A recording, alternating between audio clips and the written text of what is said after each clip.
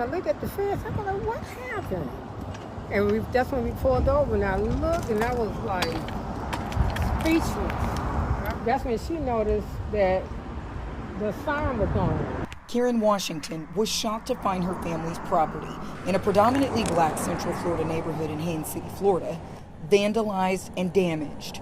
She was even more surprised to discover the reason behind the actions.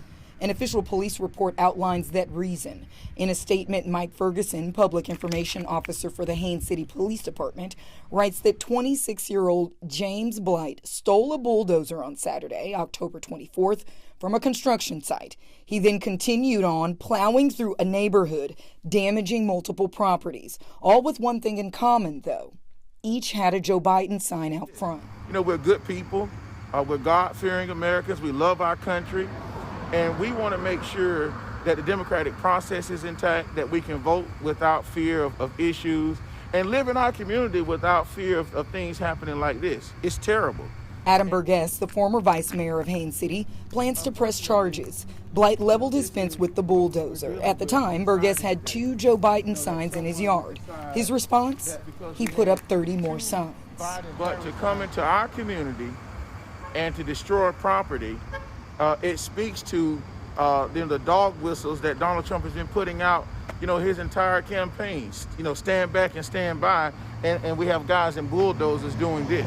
What is the president saying about that? What is Fox News and other, ridiculous rhetoric? What are they saying about things like this? Now, Blight is being charged with several things, including grand theft of over $20,000, trespassing on a construction site, and while additional charges may be processed in the future, Burgess says it's just simply not enough, telling me he feels this is a clear and present hate crime, something that he says starts with this nation's president, President Donald Trump. And the president is not saying anything about this and many other acts of violence, but he's actually encouraging them to intimidate voters at the polls, encouraging them to say that the process is not fair. Meanwhile, Burgess encourages voters to make their power known at the polls. We've been voting in this country for 200 plus years, and we don't need the Proud Boys or any other folks to make sure the process is intact. We have a supervisor of elections to do that.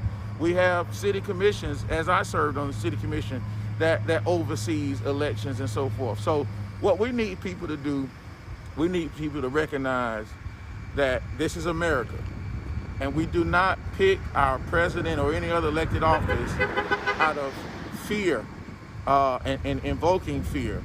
We do it in the polls, and we do. Blight allegedly not only dug up Joe Biden signs in this neighborhood, he also plowed over a city speed limit sign. According to the statement, Blight told law enforcement that he was drunk and didn't remember what happened that day. But according to Ferguson, there wasn't a DUI charge or a sobriety test on record. And I'm just fortunate that my grandmother is no longer here to see this, because as a lifelong resident of Haines City, this would have made her distraught and fairly made her feel unsafe.